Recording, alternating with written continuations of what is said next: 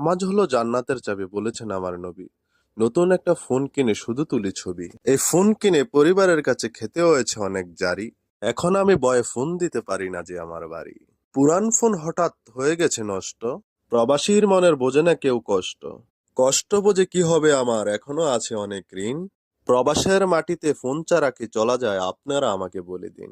হায় রে টাকার মেশিন, তুই 1 মাস টাকা না পাঠাইলে তোরে সবাই যে করে ঘিন। যাই হোক, মনের কষ্ট মনে রেখে চলে গেলাম নামাজে।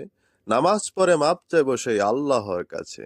আমার দুঃখ শোনার মতো একমাত্র আমার আল্লাহ হয়েই আছে। চোখের পানি ছেড়ে মাপ চাইবো আমার আল্লাহর কাছে। আল্লাহর কাছে মাপ চাইতে আগে নিজেকে করতে হবে যে পবিত্র।